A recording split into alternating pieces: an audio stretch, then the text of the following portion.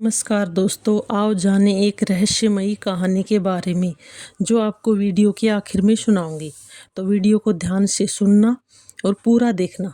उत्तराखंड के टिहरी गढ़वाल में स्थित खेट पर्वत को परियों का देश कहा जाता है।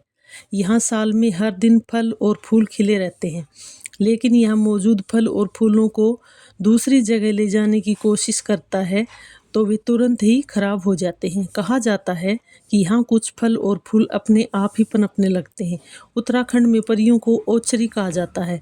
स्थानीय लोगों का कहना कि खेट पर्वत की परियां ही गांव की रक्षा करती हैं। हैरानी की बात यह है कि इस वीरान पर्वत पर लहसुन और अखरोट की खेती अपने आप ही पनपती रहती है। यहाँ खेटवाल मंदिर में स्थानीय लोग इसे परियों के मंदिर के रूप में पूजते हैं। कहा जाता है कि परियों को चटकीला रंग, शोर और तेज संगीत पसंद नहीं है, इसलिए इन बातों की यहाँ पर मनाही है। अमेरिका की मैसाचुसेट्स विश्वविद्यालय ने इस पर्वत पर एक शोध किया था। इस शोध में उन्होंने पाया कि यहाँ कुछ ऐसी शक्ति है जो अपनी ओर आकर्षित करती है। मान्यता है कि यहाँ 9 परियां रहती हैं। आश्चर्यजनक बात यह है कि यहाँ अनाज कूटने वाली ओखलियाँ दीवारों पर बनी हुई हैं। आओ जाने खेट पर्वत की कहानी के बारे में।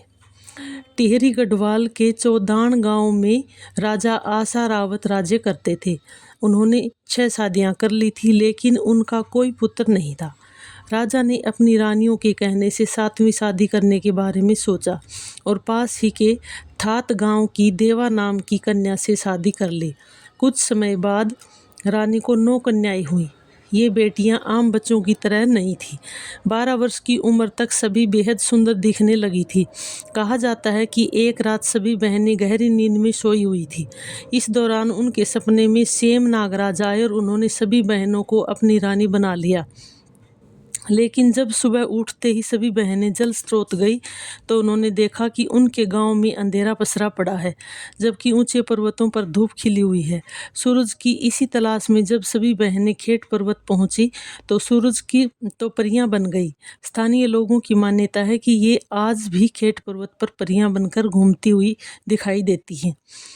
वीडियो में दी गई जानकारी अच्छी लगी हो तो वीडियो को सब्सक्राइब करें, लाइक करें, कमेंट करें। Thank you.